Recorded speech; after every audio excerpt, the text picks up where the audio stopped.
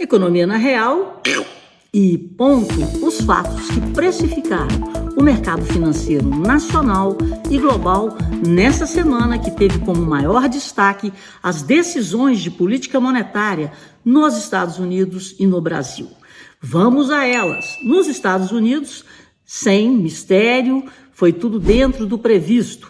O Federal Reserve, através do seu Comitê de Política Monetária, o chamado FONC, manteve as taxas no intervalo de 5,25% a 5,5% ao ano. Ao contrário aqui do Brasil, quando é divulgado um comunicado, lá o presidente do Banco Central, o Jerome Powell, ele dá uma entrevista. E nessa entrevista ele relativizou o comportamento mais forte da inflação, medida pelo PPI, que é o Índice de Preços ao Produtor, e a própria inflação ao consumidor.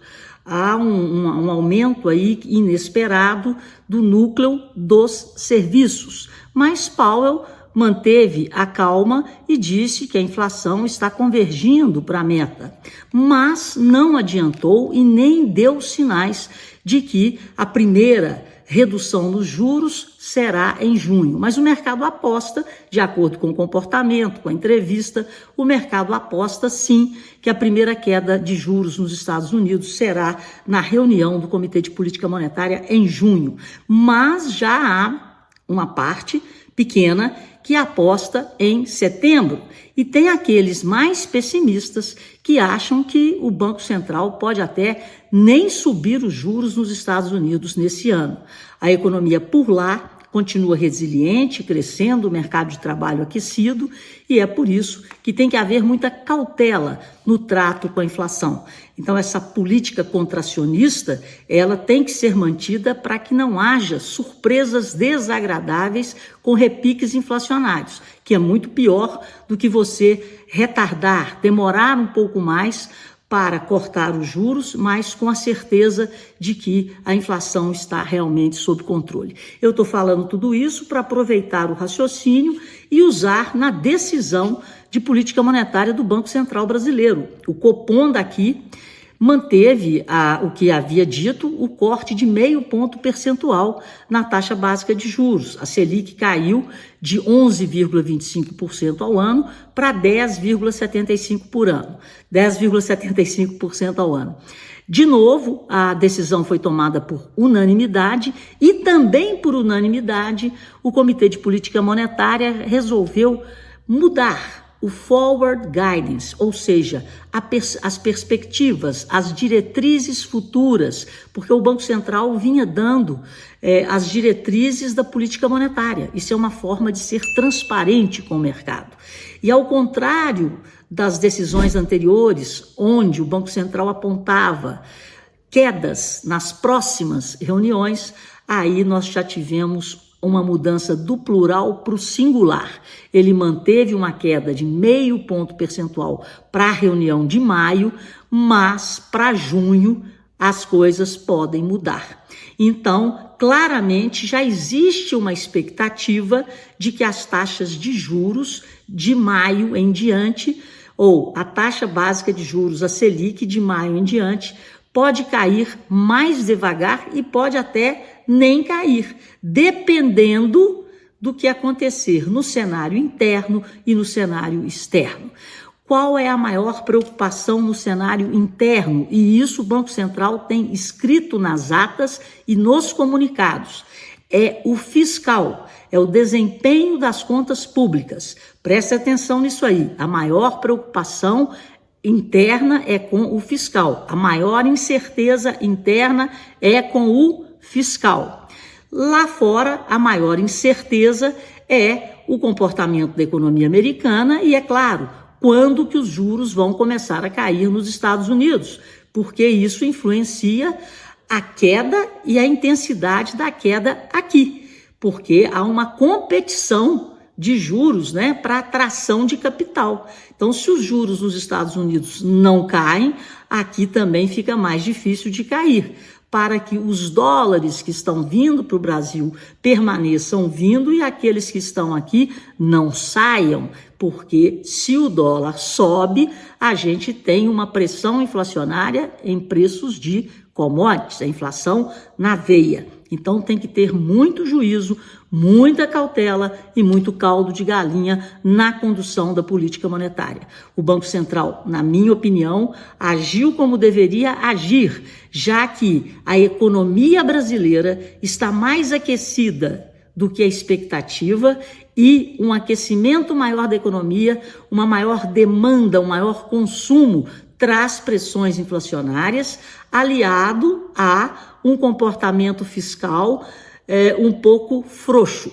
Aí nós vamos falar do que aconteceu na sexta-feira. Houve a divulgação do primeiro relatório bimestral de receitas e despesas. E aí, esse relatório, eu não vou usar as minhas palavras, mas eu vou usar as palavras de Carlos Caval, que já foi secretário do Tesouro. E é aí que mora o perigo de um governo com a mão mais frouxa nos gastos em ano eleitoral. Segundo Caval, o primeiro relatório bimestral de receitas e despesas do ano, publicado na sexta, reflete o funcionamento de uma regra fiscal que não impõe limites às vontades do governo. Segundo ele, há uma preocupação com a falta de um Você medita aí, eu vou repetir, hein? Você medita. Segundo ele,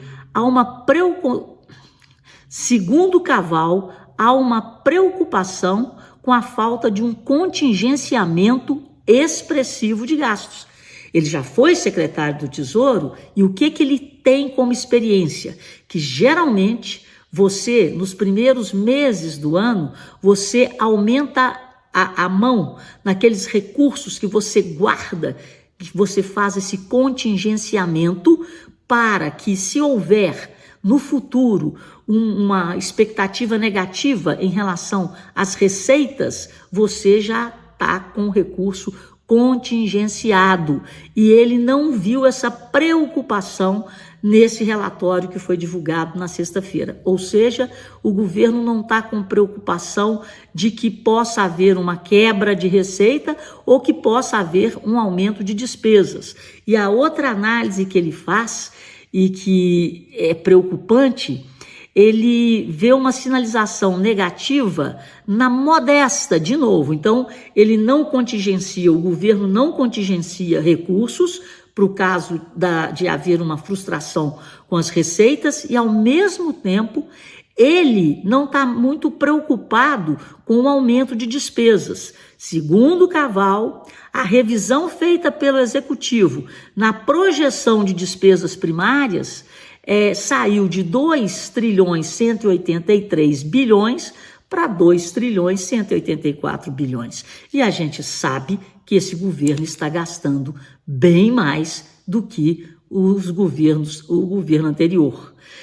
Então, gente, esse misto de uma taxa de juros mais alta no final do ano, ou de uma redução menor da Selic a partir de junho, ou até mesmo da não redução da Selic, e eu avisei isso aqui, eu sempre disse que o mercado estava otimista, que estava apontando uma Selic de 8,5%, 9% para o final do ano, e que meu número era 10%. E eu continuo com 10%. E a conta está ficando fácil, né?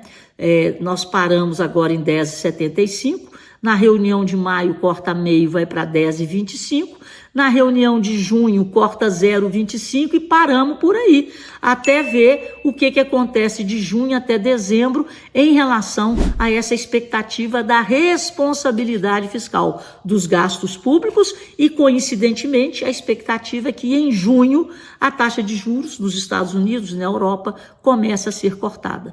Então, eu acredito que nós teremos uma Selic em torno de 10% ao ano em junho e daí em diante, gente, vai depender do juízo desse governo.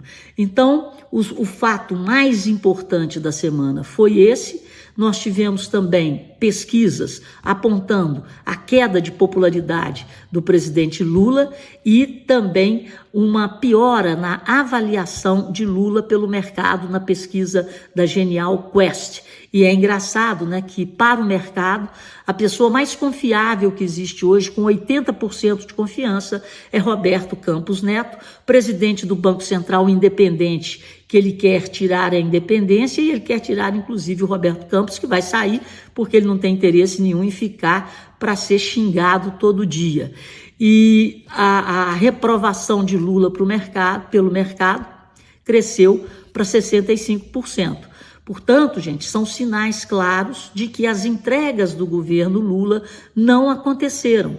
Ele não entregou o arcabouço fiscal e muito menos a reforma tributária. O ano de 2022 foi dedicado, e nós pagamos caro em emendas parlamentares, etc., para aprovação desses dois instrumentos. Para ajudar a controlar as despesas, que é o arcabouço fiscal, que não está sendo cumprido, e agora o mercado já está apostando numa revisão da meta do arcabouço, permitindo um déficit do governo de até 0,5% do PIB.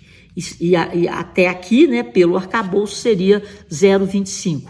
E a reforma tributária, ela simplesmente foi votada, porque para ser colocada em prática é necessário a votação de inúmeras leis complementares que ainda serão discutidas, então tem muita água para passar debaixo dessa ponte. E, na outra ponta, o governo não para de gastar. Resumo da ópera: a Petrobras continuou pressionada e muito pela ingerência política, a Vale também e a Eletrobras também. Lula quer 4 conselhos na Eletrobras, Lula quer fazer o presidente da Vale e Lula não quer pagar os dividendos extraordinários. E isso já foi praticamente decidido na sexta-feira. Mas, como sempre, há aquela especulação do mercado. Estão aí com a esperança de que o secretário executivo do Ministério da Fazenda, indicado por Haddad para ser um novo conselheiro na Petrobras, consiga fazer com que haja o pagamento dos dividendos ou de pelo menos parte deles. Mas isso é combustível para especulação. Bom, no frigir dos ovos, a Bolsa na semana subiu 0,23%, o dólar subiu. O dólar ficou estável, não, deixa eu ver aqui, o dólar ficou no 0 a 0. No mês, o dólar sobe 0,52, a Bolsa cai 1,54. No ano, o dólar sobe 3% e a Bolsa sobe 5,33%. E para terminar a história novela Petrobras, o preço do barril de petróleo deu uma quedinha na quinta-feira, mas mesmo assim a defasagem da gasolina continua rondando entre 18% a 20% e a defasagem do óleo diesel algo em torno de 13% a 15%, dependendo do preço do petróleo no dia. Portanto, foram esses os destaques dessa semana.